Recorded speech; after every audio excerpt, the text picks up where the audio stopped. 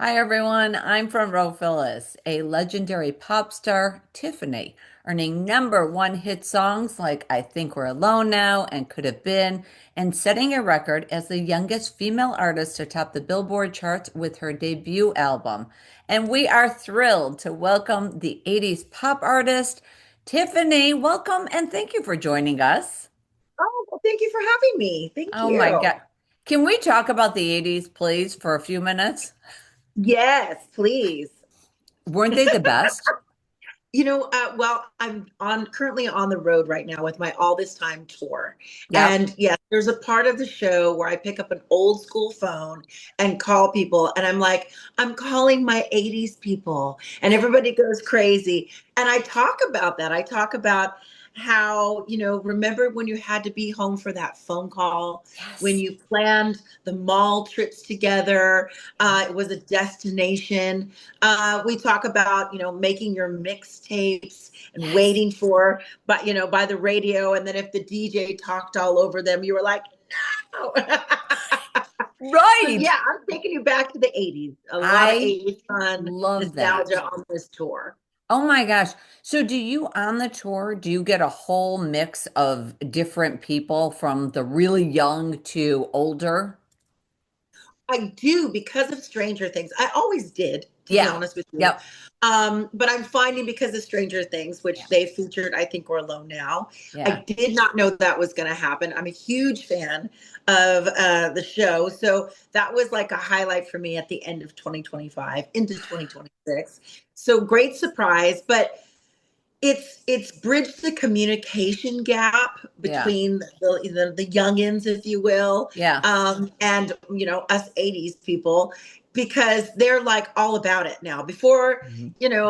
they would, somebody would introduce me to one of their sons or daughters, and it would be like, this was my Britney Spears, and I used to listen to her song, and they'd be like, oh, okay, cool. And now they're like, their eyes are turned on, and they're like, oh my gosh, tell me about the 80s. And it's cute because they're all tricked out in like 80s gear, and Yeah. they're loving it because of Stranger Things, which I think just so nailed it with Yeah. our childhood. And I'm loving that because I'm like, oh, you're speaking my language now. So there's a connection, and I love that they are discovering the 80s. It was a Yeah. fun time. It was a magical time. So let's go back. Let's go way back because I don't know if everybody knows your story. That you started, what were you like 4 years old singing Tanya Tucker's song, Delta Dawn, which I Yeah, love that song.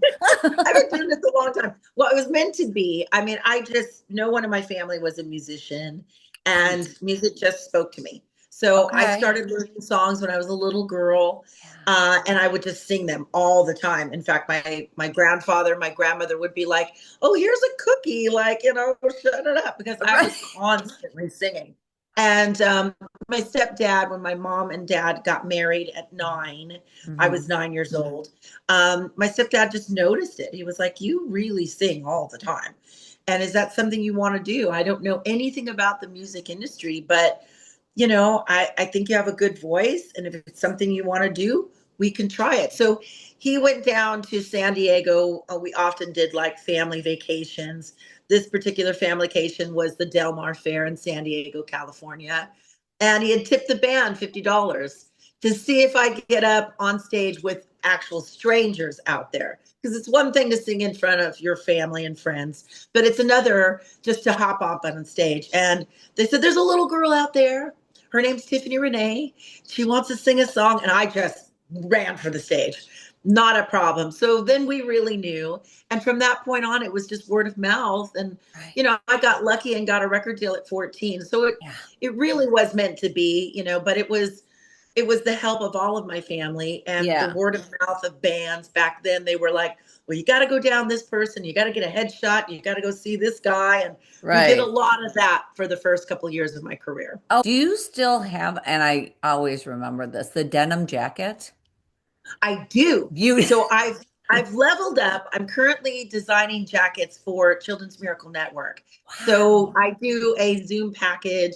I do custom jackets to raise money for Children's Miracle Network. that's I've been doing awesome. that about 3 years now. So tiffanytunes.com. You get a Zoom with me like this. We trick out your colors. So I found a way to continue the jean jacket love. I mean, that was something that I was known for. And then Right. when I thought, gosh, I'm on the road all the time. How can I continue to support the charity? Because I can't be as hands on as I used to.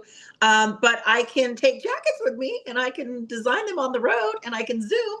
So that's what we're doing now. So yeah, they're Oh, custom jackets for Children's Miracle Network. that's amazing. And they just go on to Instagram. They find you on Instagram, right? Or any of your website. tiffanytube.com, my website. There's a whole Right. package there. They get they're redeemable for a year. So they're Yeah. great gifts.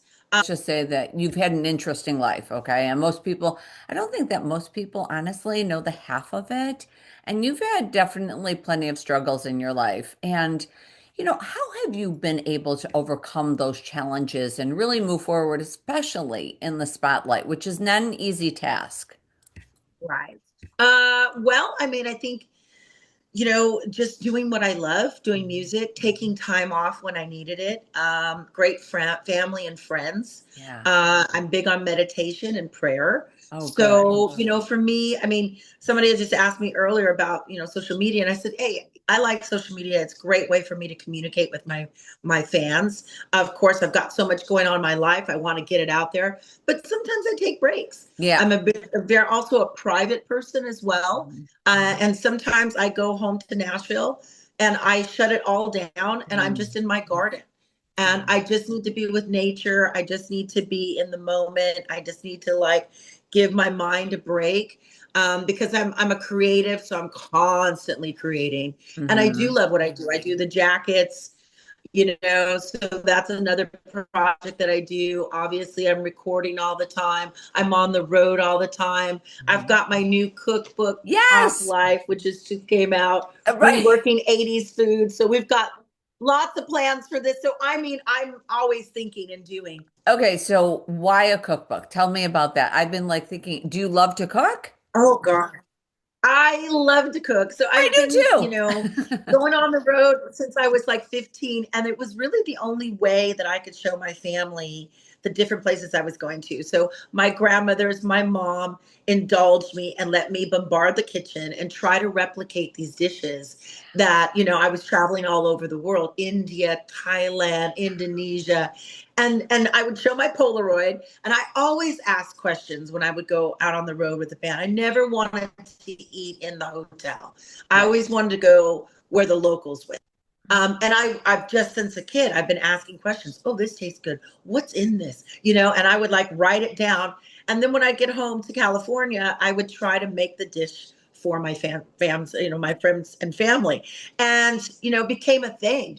So I started doing that later on with Airbnbs with my band. I would cook for them because it's like a family. That's your road family. Right. And I really enjoyed that. And then I started sharing recipes with fans, and then that led to doing some stuff with Food Network, meeting Guy Fieri, where he was, we did Rachel Ray versus Guy, and I went to the final, and he was like, you know what, I think that there's a passion here. You should stick with this. So I have. I put out my first cookbook called Breakfast with Tiffany in COVID, and then I met Chef Alicia, Hmm. another 80s girl, Yeah. Vegas girl, celebrity chef there, and we just became quick friends, of course, and we were talking about doing something together. And it was like, why don't we do an 80s cookbook? Like there was a thing. 80s foods did exist. Oh, yeah. So it was quick. I mean, we've been in the making for 3 years because of our schedules. But as far as the ideas, they started rolling out very quickly.